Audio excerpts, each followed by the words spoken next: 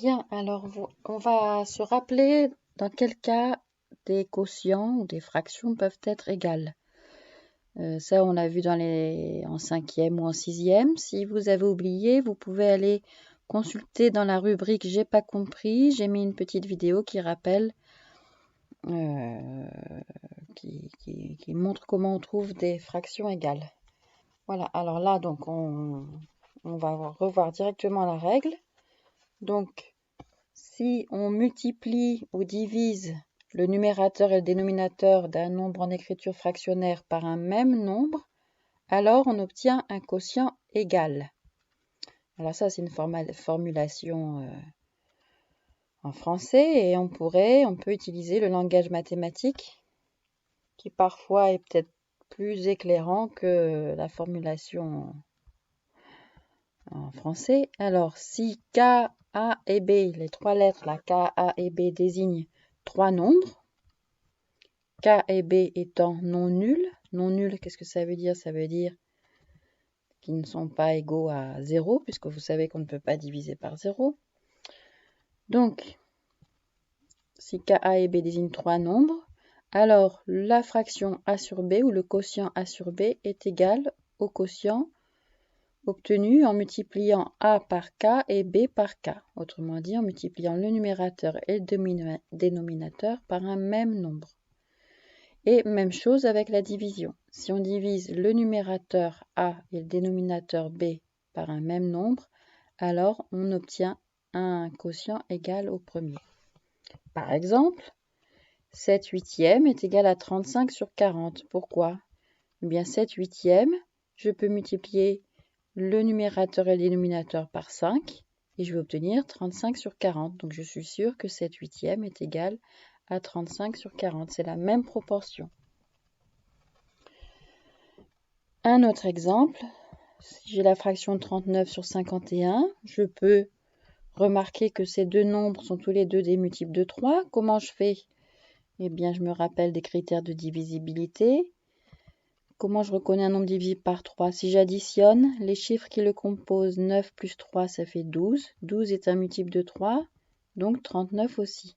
Et là, 5 plus 1 égale 6. 6 est divisible par 3, donc 51 aussi. Donc je sais que ces deux nombres sont divisibles par 3. Et donc si je les divise par 3 tous les deux, j'obtiens 13 sur 17. Donc je sais que la fraction 39 sur 51 est égale à 13 sur 17. Alors, souvent dans les calculs avec les fractions, on essaye de faire ça, c'est-à-dire de simplifier la fraction. Simplifier une fraction, c'est trouver une fraction égale, mais avec un numérateur et un dénominateur plus petits. C'est plus simple d'avoir 13 dix-septièmes que 39 sur 51. On se le représente mieux. Alors, pour rédiger les calculs, on n'écrit plus le signe divisé à partir de la quatrième. Voilà comment on rédige. 39 sur 51, je fais apparaître que 39, c'est un multiple de 3, c'est 13 fois 3, et que 51, c'est 17 fois 3, c'est un multiple de 3. Donc, je fais apparaître que ces deux nombres sont des multiples de 3. Je peux donc diviser par 3. Alors, là, qu'est-ce qu'on fait? On barre. Hop, je barre le 3 et je barre aussi le 3 du bas. Hop, voilà. Et donc, qu'est-ce qu'il me reste? Il me reste la fraction 13 sur 17. Voilà, ça c'est pour des fractions égales ou des quotients égaux, ce n'est pas forcément des fractions.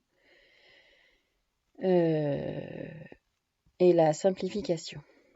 Ensuite, un moyen de reconnaître rapidement, de savoir rapidement si deux quotients sont égaux, c'est la technique des produits en croix. Les produits en croix, qu'est-ce que c'est? Si deux nombres en écriture fractionnaire sont égaux, alors leurs produits en croix sont égaux. Et réciproquement, si les produits en croix de deux nombres en écriture fractionnaire sont égaux, alors ces nombres sont égaux. Donc les produits en croix, c'est quand on multiplie le numérateur de l'un par le dénominateur de l'autre et vice-versa. On va voir tout de suite dans l'exemple. Donc pour montrer par exemple que deux nombres en écriture fractionnaire ne sont pas égaux, il suffit de montrer que leurs produits en croix ne sont pas égaux. Alors qu'est-ce que c'est que les produits en croix? Eh bien, si je regarde ces deux quotients, je vais faire une croix comme ça. Je vais multiplier 4,7 par 7,6. Ça, c'est un premier produit. Et ensuite, je multiplie 8,5 par 3,9. C'est mon deuxième produit. Et donc, quand je fais ça, ça me fait une croix. Je vais la tracer. Hop. De là à là, ça, je le multiplie. Et ensuite, je multiplie ce produit-là. J'obtiens une croix. Et donc, si on fait les calculs, 4,7 fois 7,6, ça fait 35,72. Et 3,9 fois 8,5 est égal à 33,15. On voit que les deux résultats ne sont pas égaux. Les produits en croix ne sont pas égaux. Donc, les quotients, ici, ne sont pas égaux non plus. Voilà.